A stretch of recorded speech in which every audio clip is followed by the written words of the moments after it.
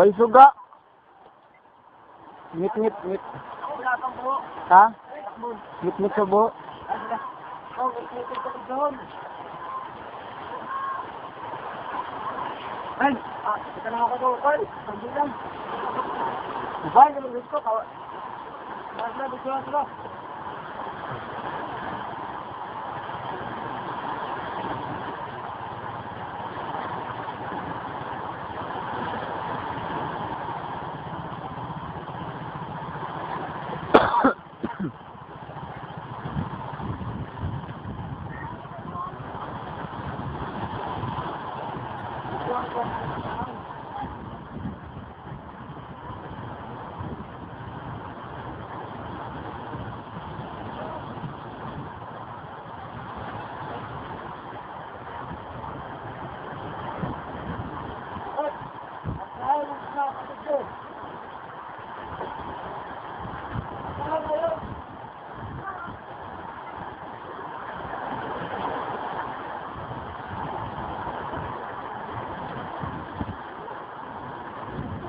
Ano sa'yo mong kadar? Sa ha?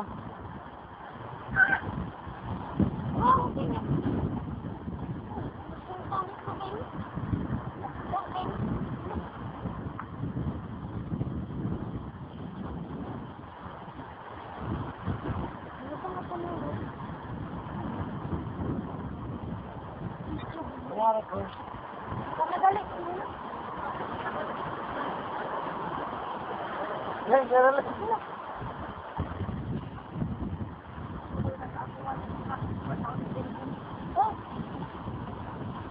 Oh, lami. Karo ka na. Ayaw. Ayaw, Majin. Kaya ko rin. Ay, magkain na sa mukha. Kasi bako na mo rin. Ako na tambusik. Tambusik rin. Ayaw magbinaw ka sa mga bata.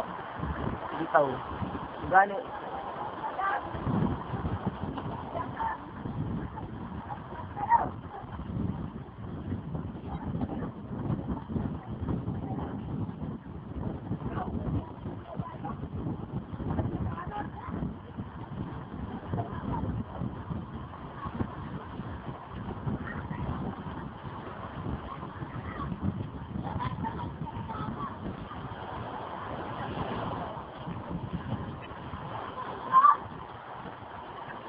Ulit siya, leksyon sa inyo. Ulit siya, manisang kuhan. Ulit siya, mga ginagmayan, manisang kuhan, bukog sa nasor. Ulit sa pangalan sa puso. Ulit siya, ang kahit sa mga job lang yung mundo, yung lihat pa.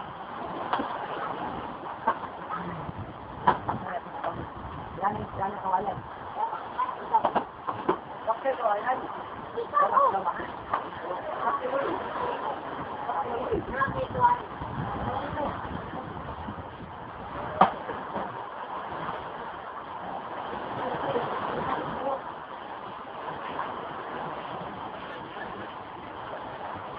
Ako sa balita. Tagalog. Ito po mga kapuso, nakikita nyo po ito, asig ng barangay Ronyo. Halika po, samahan niyo po ako, pasukin natin ang loob. Ito po ang tinatawag nilang daanan papuntang Almagro. Pag umagpas ka na, ang tawag doon ay sementeryo. Kaya, mga kapuso, kung kayo po ay nandito, ako ay nagsisilap na po, kaya kayo na po ang mauna. Ako na lang, ako ang susunod, papasok. Madilim. Madilim. Kaya, sa sunod. Alam niyo mga kapuso, nandito yung hinahanap natin yung mga timpira, yung ginto, at saka yung mga mga perlas, nandito sa loob ng pira. Kailangan natin tabi, kailangan natin itong makuha ngayon at maibenta bukas. Dahil malaking pira to.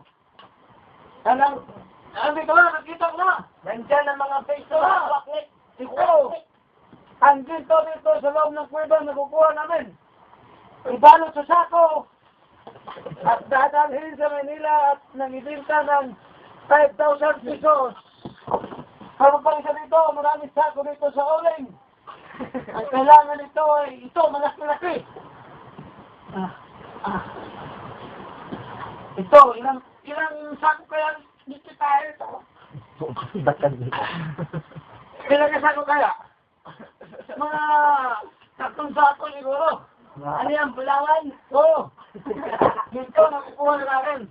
Unay, bukas, so pasukin na ulit natin dito. Tara na. O, tahan na, ang puso mo.